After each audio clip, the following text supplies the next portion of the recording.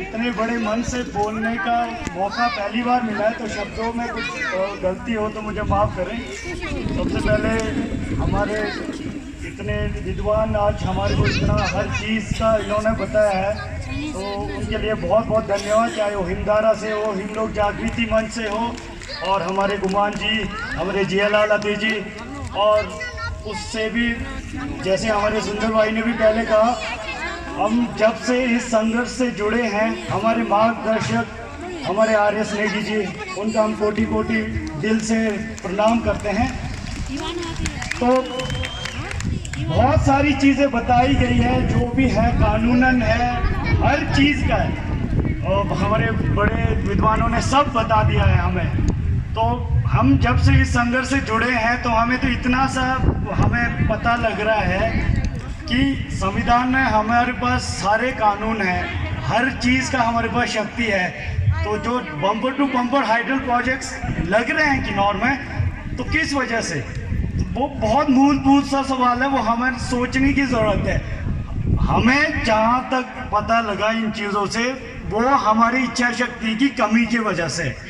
सरकारें हमारे से मतलब इस तरीके से वो जो चीज़ें करती हैं, बातें कुछ और बाद में काम कुछ, और कंपनी सब पैसे का खेल हो रहा है। तो एक मैं एक्सपीरियंस शेयर करूंगा। हमने 8 से 12 तक ऑल ओवर किन्नौर के 73 पंचायत को हमने कवर किया। तो हमने कोशिश किया कि यूथ से जुड़े मैं जंगी से हूँ, 804 प्रस्तावित जो SGVN प्रोजेक्ट है, मैं इफेक्टिव पंचायत से हूँ।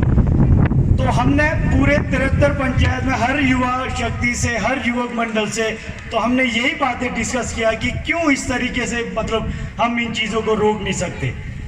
तो एक ही उसका आंसर मिला हमें कि हमारे को अपनी इच्छा शक्ति, हमारे पास जो पावर यूथ का है ना, तो अब वक्त आ गया हमें संगठित होने का।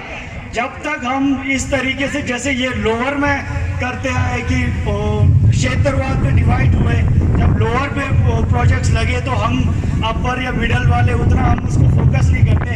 अब हमें जानने की ज़रूरत है, अगर हम इस तरह फिर से डिवाइड रहे, एक मंच पे आके नहीं लड़े, तो हम इन चीज़ों से नहीं लड़ पाएंगे।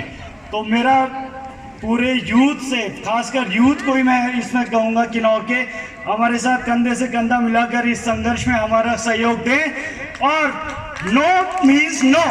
मैं पूरे अपने एक्सपीरियंस से इतना कहना चाहूँगा, SGVN नाम की कोई कंपनी जंगी ठोकर में प्रस्तावित नहीं होगी, और इसके बाद किसी तरह का हाइडल प्रोजेक्ट किन्नौर में लगने वाला नहीं है। तो मैं यूथ अपने पूरे इच्छा शक्ति से कहता हूँ, और ये मेरी आवाज़ नहीं है, किन्नौर के पूरे यूथ का आवाज़ है। मैं सिर्फ इस मंथ में ज़्यादा समय ना लूँगा, तो टाइम भी हो गया, 3:30 तक का टाइम है। तो हाथ जोड़ के यही विनती है साथियों, कब तक हम बीजेपी कांग्रेस करते रहेंगे? हमारा काम इतना नहीं है, नेता आएंगे, फूलमाला पहना दिया एंड फालतू की भाषणें झाड़ेंगे, और क्या उसके बाद कुछ हुआ है?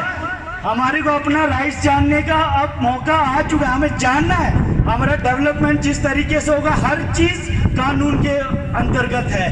हमारे को इनके चक्करों में, मैं सच अपने दिल से कहना चाहता हूँ, बहुत हो चुका है बीजेपी कांग्रेस। यहाँ पे अगर राजनीति होगी तो मुद्दे पे ऊपर राजनीति होगी, ये नहीं होगा वो आएंगे भाषण झाड़ के जाएंगे, कोई जवाबदेही नहीं। और मैं आने वाले इलेक्शन में ये भी कहना चाहता हूँ, हमने जंगराम बेल्ट के हमारे युवा साथियों ने ये डिसाइड लिया है, हम श्वेत पत्र जारी करेंगे इन नेताओं के लिए। मालाएं सिर्फ फूल की नहीं पहनाई जाती, मालाएं और चीज़ों की भी बनती है, तो हम मालाएं और पहनाने के लिए भी तैयार है। हमारे को श्वेत पत्र में ये जवाब चाहिए, यस या नो। उसके बाद मुद्दे डेवलपमेंट 100 साल पहले से भी हो रही है, 100 साल तक चलती भी रहेंगी, बट आज का जो मुद्दा है, इस पर हम क्लैरिटी चाहेंगे। ये हमारा पूरे यूथ से आह्वान है, इस मुद्दे को अब एजेंडा बनाएं। अब पॉलिटिकली इस मुद्दे के ऊपर राजनीति होगी, बेफजूल के जो आएंगे भाषण जाके चले गए, कोई कुछ नहीं। तो यही मैं कहना चाहता हूँ अंत में। तो पूरे यूथ से फिर से विनती है, इस संघर्ष में कंधे से कंधे मिलाकर चलें, और आगे भी जो हमारा संघर्ष चलेगा, हम एक आवाज़ में बोलेंगे, किन्नौर का एक युवा, no means no, no more hydro projects in Kinnaur. धन्यवाद।